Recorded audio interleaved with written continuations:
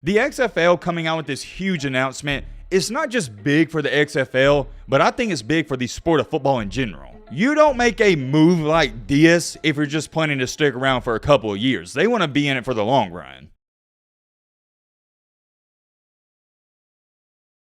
Wow. I think this is some big news. I'm trying to think for a second without pulling it up. Didn't we talk about, yeah. We talked about the XFL only about 4 or 5 days ago. And the reason we talked about it is because the season ended and I wanted to share my thoughts on how I thought the season went. But also, I asked you guys, hey, let me know in the comment section how you think it went and did you enjoy it? And we're going to take a look at some of your guys' comments because they were fascinating to say the least. I'll put it this way. I was pretty surprised to see some of the feedback that I did. But ladies and gentlemen, that's not even the main reason we're making this video. We got to talk about the XFL's new huge announcement. The XFL, only after 1 year, is already expanding the league. I think it is safe to say they are taking things to a whole, and I mean a whole nother level. As a football fan, I think you gotta like this. We're gonna talk all about it in today's video. It is the only one topic we're gonna talk about. As always, if you're new to the channel and you like football content, consider subscribing. We're on the road to 300K. We cannot get there without your help. All right, Matt, blah, should have grabbed up. Now, without further ado, let's get into it. I would like to start on this video by reading some of the comments on the previous video. Now, to give you some context, I asked you guys in that video, hey, let me know your thoughts on the XFL. Me, myself, I gave it a 6 out of 10. I told you guys for its first year, it exceeded my expectations, and yeah, I'd watch it every now and then. But my rating of a 6 out of 10, does that mean I'm going out of my way to watch the XFL? Am I going to cancel plans to watch the XFL? No. A 6 out of 10 is saying, if you got some free time, you know, lazy Saturday, lazy Sunday, and you see it on TV, yeah, click on it. So with that being said, let's check out some of your guys' thoughts and opinions. Eddie318 Louisianimal, fire username by the way, said, The Rock asked the NFL commissioner for approval to start the XFL. He made it clear that they don't want to compete with the NFL under any circumstances. That's why they play in the spring while it's the NFL offseason. And honestly, I enjoyed watching the XFL. And it's a lot of players that played in the NFL and some had success in the NFL. I agree. Thank you for the comment, Eddie. Let's see what Cody Clements had to say. I personally was impressed by the pace of play and raw talent a lot of the players possess in the XFL. I can honestly say I was never bored watching one of these games, which I 110% expected to be bored. Yes, I agree. That was my point. That's how I felt. Continuing along right after bored. Props to the XFL for proving a lot of people wrong this year. Thank you to Cody Clements for that comment. That is how I felt. I'm not even going to elaborate on this comment because everything I said would be the exact same thing that Cody said. It was good. I expected to click on an XFL game and click off in 10 minutes, and I found myself, heck, watching the entire game sometimes. It was really good, and I've told you guys this before, but I'm going to say it again. The most impressive and probably the best part of the XFL to me was the commentary. I thought the way they set it up with the broadcasting commentators, the way they hyped it up, the way the fans were engaged, that was the best part. I would love to read off all these comments, but we're going to read off 2 more because we got to get a move on. Anthony Burton said, they made it through the first season and managed to retain people's interest. That's by far the most difficult part. Actually, hold on. We got 2 comments I'm going to read off from females to give you a female perspective. What about that? Julie C said, I love the XFL games, how they expand to more teams so we can have a longer season. I would not say it overtakes my love for college football. However, having football to watch in the offseason is awesome. I see the XFL like the minor leagues in baseball. Pretty interesting. I'll talk on that in just a second. And one more comment from a female. The reason I'm saying from a female is because, I mean, mostly our channel's guys, so it's awesome to see some females into sports. I always love to shout out my female viewers whenever I see them. Shout out to the females that actually care about sports. Y'all are awesome. Miss Cindy Stort said it's kind of lengthy, but I think it's a great perspective. Let's check this out and we gotta get a move on. Matt, this is a new venture. XFL is just beginning. Next year, hopefully, they will expand their schedule. XFL has tickets at affordable tickets for the common man. What about that? Continuing along, don't you think it's great to have families go to a football game together, seeing the dad explaining to his daughter what's going on the field? That's how I learned. My sister and mother couldn't go because of the price of tickets and the cost of concessions. XFL, congratulations on a successful first year. Thank you to Miss Cindy Stort for the comment, and that is a part of it I have failed to even speak about or address. We keep it very raw and authentic on this channel, and let's not beat around the bush. I'm going to address the elephant in the room. It is 2023. I know what you're sitting there saying. Okay, Matt, so what? I know that. What are you trying to say? Well, what I'm trying to say is inflation is at an all-time high. This just came to my mind, and I really want y'all to think about how much things have changed in this life. I remember when I was a kid, right?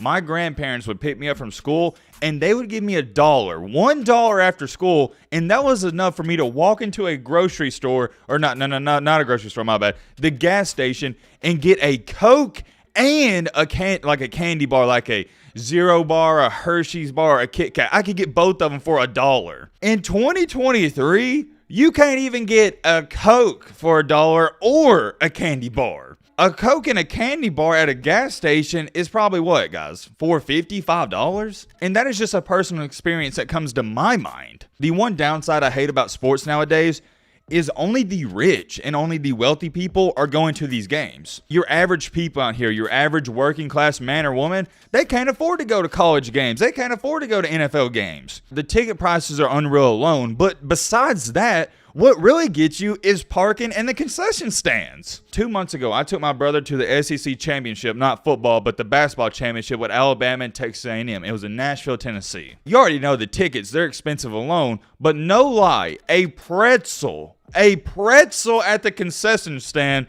was $9. A hot dog, we're talking about some of the cheapest meat you can buy, was $8. A bottle of water was $6. And the reason I remember these prices is because I couldn't believe how outrageous they were. But they did have a catch. You could get a bottomless popcorn, which means you get free refills for like $9. So what me and my brother did, we got a bottomless popcorn and then we got 2 large Diet Cokes. So in total, I spent like $35 on a drink or 2 drinks and a popcorn. And that's just for me and my brother. I couldn't imagine having a family. Like you take your wife and a couple of kids. Shoot, man. You're talking about $200 at the concession stand, or probably not 200, but $100. Because you know your kids are going to want some nachos, or they're going to want a burger, and that's going to be $12. I'm sorry I'm going on the long concession stand rant, but it needs to be said. My point is, it's no longer affordable to go to a college football or a NFL game. It's a luxury, and I believe that. Me, myself, I try to save up enough money to go to 1 college football game a year or 1 college basketball game. When you're talking about saving up enough money to go to 1 game a year, yeah, that's a luxury. I don't understand how people go to 6, 7, 8 games a year. I really don't. You're either broke or you're either a multimillionaire, no in-betweens. And my problem with that is your diehard fans, your people that actually care about college football, that care about the NFL, they can't even afford to go. It's just a bunch of rich and snobby people. That is a different conversation for a different day. I do apologize for the rant, but I did want to speak on that. Thank you again to Cindy for the comment. Just taking a look at all the comments, most people, they're saying positive things. Well, guess what? To go on top of that, the XFL just announced that they will have their own rookie draft on June 16th, which is less than a month. And here's the awesome part about this. The draft is for all the undrafted players from the 2023 NFL draft who are still unsigned. That to me is awesome because you're going to give guys another chance of playing professional football. But check this out. The XFL team rosters will be expanding from 51 to 90 during the offseason to make room for these new players. Everybody in the comments is saying how awesome this is. One comment right here says they're turning into the minor leagues but for football, and I agree. Check out this comment. XFL really like a D/G league, and I love that for the players. A lot of guys just want to continue playing the sport they love and also have a possibility of making it to the NFL. The XFL coming out with this huge announcement,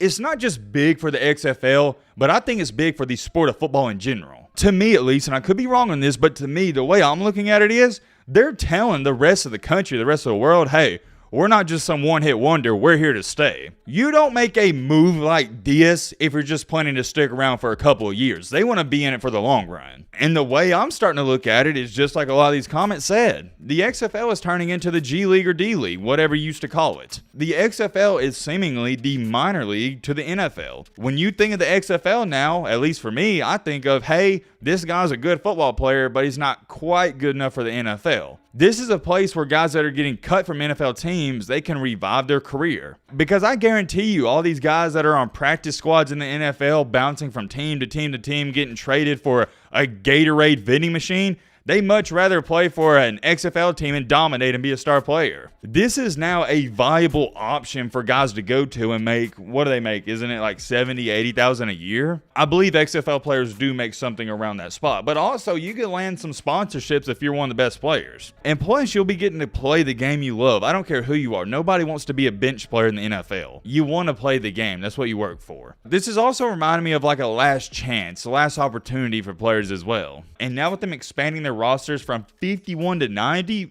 that's big. It's just cool to see a professional sports league, a knockoff league of the NFL, actually taking things seriously. I know this is kind of random, but I wish Johnny Manziel could somehow, somewhat get onto a team. I know he probably don't even care to play football, but that would definitely boost some ratings. There's many more things I could say, but I'm going to leave it at that. Well, let me know your thoughts down below, but roll with it.